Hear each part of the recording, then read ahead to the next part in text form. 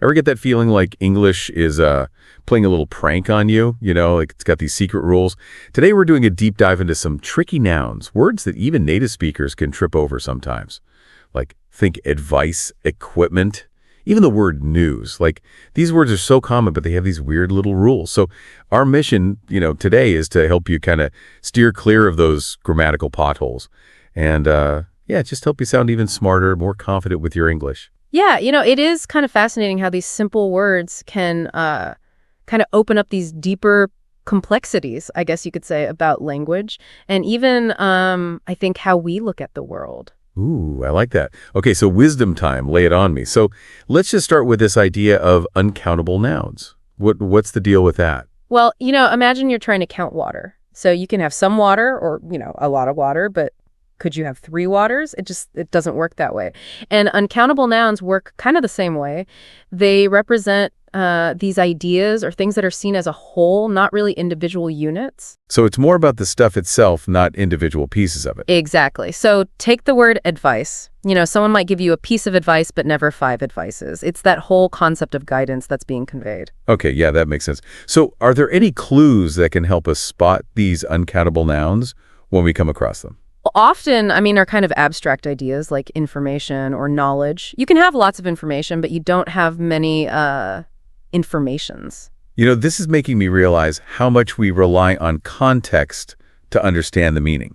Like knowledge, that's a good example. You could expand your knowledge, but you never expand your knowledges. Exactly. The context tells us we're talking about this collective whole, not really separate pieces.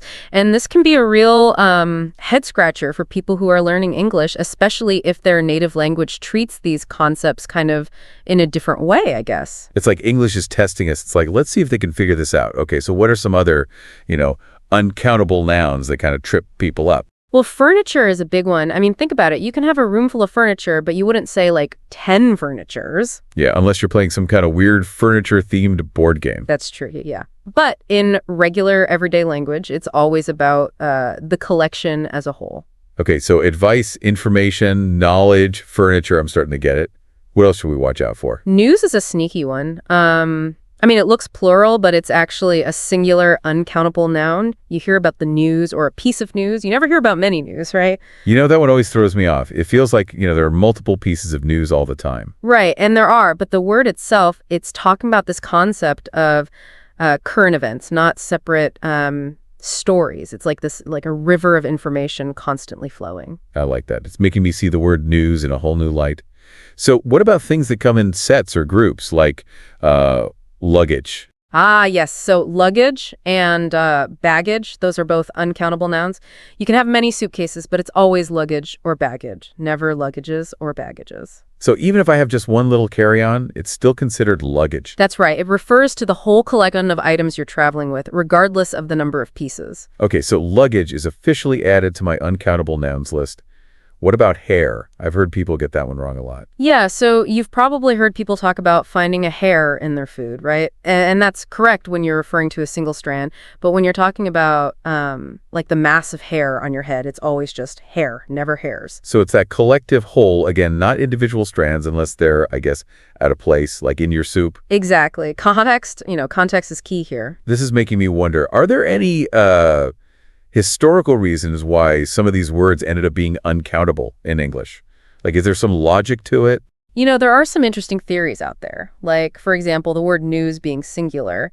It might have roots in its early association with tidings, which is like seen as this like singular big announcement. That is interesting. So maybe it's not just random grammar rules, but maybe it gives us a glimpse into how people thought about these concepts way back when. Yeah, I think so. Language is constantly changing, but it carries traces of its past. It's fascinating. Okay, so we've got advice, information, knowledge, furniture, news, luggage, and hair. What other uncountable nouns should we add to our list? Let's do a few more that tend to cause some confusion. So when we talk about the material itself, paper is uncountable. You would ask for a piece of paper, not a paper, unless you're talking about a specific document like a research paper. Ah, so that's how it becomes countable when it refers to a specific piece of writing. Exactly. And work follows a similar pattern. When you're talking about tasks and effort, it's uncountable. You have a lot of work, not many works. Unless you're talking about, Shakespeare's works, which are individual pieces of writing. Yes, precisely. So context, again, plays a big role here in whether these nouns are countable or uncountable. Okay, paper and work, got it. What else is out there? Research and evidence, those two can be a little tricky. You conduct research, you never conduct researches. And you might find a piece of evidence, never many evidences. Those are really good ones to keep in mind. I've seen people make those mistakes in writing before. It's a common slip-up, but, now you can avoid it. And for our last uncountable noun, let's talk about toast. Wait, toast. But you can have multiple pieces of toast, can't you? Yes, but when we're talking about, the food itself, toast is uncountable, so you have slices of toast, not toasts. That one is surprising, but I guess it makes sense if you think of it as that concept of toasted bread rather than, counting each individual slice. Exactly. And of course, you can make a toast at a celebration, in which case then toast becomes countable because it's referring to that specific act or gesture. Wow, toast is quite the word. So these uncountable nouns are full of surprises, but you've done a great job explaining them for us. What's next? Okay, so we've talked about uncountable nouns, those words that resist the whole plural thing. But English, it wouldn't be English if it didn't throw us a few more curveballs, would it? Oh, absolutely. English just loves to keep us on our toes. And one way it does that is with those irregular plurals, with the words that just they break all the rules. Yeah, bring all those rule breakers. I'm ready. So what's first on our list? Well, let's start with a word that I think causes a lot of confusion, especially, in the workplace, staff. Okay, staff seems pretty simple. What's the catch? Well, staff, it's usually treated like a collective noun. So it refers to a group of people, but as a single unit, like a team. Okay. So if I wanted to, compliment the staff at my favorite restaurant, would I say the staff is amazing or the staff are amazing? That's where things get a little tricky. So in American English, we usually use a singular verb with staff. So you'd say the staff is amazing. Okay. But I've definitely heard people say the staff are going on strike. Yeah, and you're right. In British English, it's more common to use a plural verb with staff, especially, when you want to empathize those individual members of that group. So it's one of those American British English things. Got it. Staff is singular in the U.S., plural in the U.K. Okay, what's next on our list of these irregular plurals? Let's talk about police. This is another one that I think throws people off. It's always plural, no matter what. So even if I just see, one police officer walking down the street, I would still say, the police are here. Yes, exactly. Grammatically speaking, police is considered a plural noun, and it's referring to, that whole body of law enforcement. So if you want to refer to, one single officer, you would use police officer. Okay, that makes sense. I can see how that one could be confusing. Yeah, it's a pretty common mistake, but, now you'll know. Speaking of common mistakes, let's move on to people. People. Okay, so that one seems pretty straightforward. It's just the plural of person, right? Right, but even with this simple word, I think we can run into some grammatical issues sometimes, because people is plural. You'd use many, not much with it. So it's many people, not much people. Ah, okay. So it's like saying many dogs, not much dogs. It's about remembering that people, even though it refers to this big group, it's still countable. Yeah, exactly. It's those little distinctions that make English so fun, right? Well, and they also make it kind of a minefield, I think, for people who aren't familiar with, all the ins and outs. So what else? What other irregular plurals should we know about?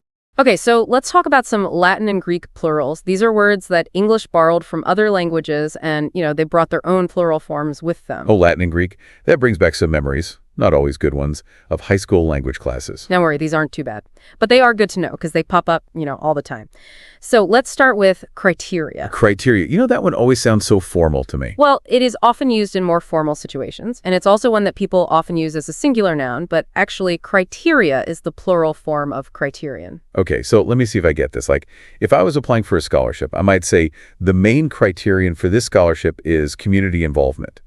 But if there are, many different requirements, I'd say the scholarship committee uses several criteria to evaluate applicants. Yes, you got it. I have seen criteria misused as a singular noun.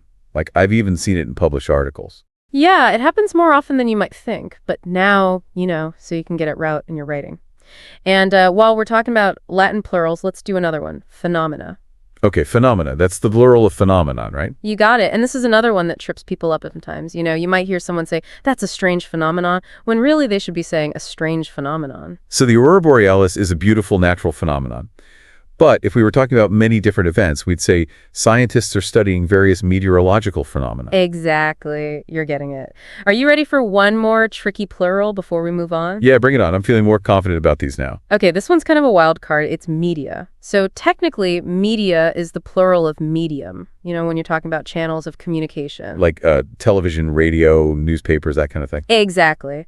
But here's where it gets interesting. So in modern usage, media often acts like a singular noun, a collective noun. So you might hear someone say the media is biased, even though, technically media is plural. That's right. It's become so common to just use media as a singular noun that, it's pretty widely accepted at this point. However, in formal writing, especially in academic context, you might see a preference for using media with a plural verb, especially when you're talking about like many different platforms. So you might also hear like the media are reporting on the election from many different angles. So it's a bit of a gray area then. Yeah, I think so. I think the important thing is to just be aware of, both usages and to choose the one that feels right in that situation. Yeah, media is definitely one I'm going to be watching out for. Okay, so we've got staff, police, people, criteria, phenomena, and media. What else are we diving into today? So we've tackled those uncountable nouns, and we've wrestled with those irregular plurals. What other, noun-related mysteries are we solving today? Well, let's look at a category that's all about context.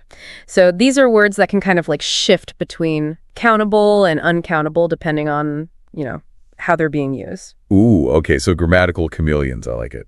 Give me an example. Okay, so let's go back to paper, a word we talked about earlier. We know that it's uncountable when we're talking about the material itself, but what happens when you're talking about, essays or research papers? Ah, okay, I see what you mean. So like, can I have some paper for my notes? That's uncountable. But if I say I have to write 3 papers for my literature class, now it's countable. Exactly. In those academic situations, paper becomes countable because it's like, a specific defined piece of writing. It's kind of like how work can go from uncountable effort to like countable creations. You got it. Work can be like, the daily grind, like, oh, I have so much work to do. Or it can refer to like those tangible results, like the museum is showcasing the works of local artists. It's really interesting how one word can have such like different meanings. Like English has all these secret codes, So what other words play this this countable, uncountable game? Well, fruit is a good one. Think about it. Like when you're just talking about fruit in general as like a healthy part of your diet, it's usually uncountable. Yeah, like I try to eat fruit every day. But what about when you're talking about specific types of fruit, like apples or oranges? Right. Then fruit becomes countable. So you might say like, this fruit salad has like 5 different fruits in it. So fruit can be singular or plural, countable or uncountable. It just depends on what you want to say. Exactly. It's a flexible word. It adapts. And for our last shape-shifting noun, let's go back to toast. Wait, toast, but we already talked about that. It's an uncountable noun for the food, right? I did. But remember, like, toast can also mean, like, the act of raising a glass, to celebrate something or someone. And in that case, it becomes, a countable event. Oh, right. So I'd like some toast with breakfast. That's uncountable. But let's all raise a toast to the newlyweds. That's countable. It's like toast has 2 different lives. I guess you could say that. So toast, the food, stays uncountable. But a toast, like the gesture, that's countable. English is just full of these funny little quirks, I guess. It's really amazing how much depth there is to these, seemingly simple words. So what's the big takeaway here from all this deep dive we've done on these confusing English nouns? I think the key is to just be open to the fact that language is flexible. It's always changing. Even, native speakers come across these tricky situations, and it's okay. I think the more we pay attention to context and we try to understand the rules and, those acceptances to the rules, and we appreciate all those subtle meanings, I think the more confident we become in using the language. I like that. It's not about being perfect.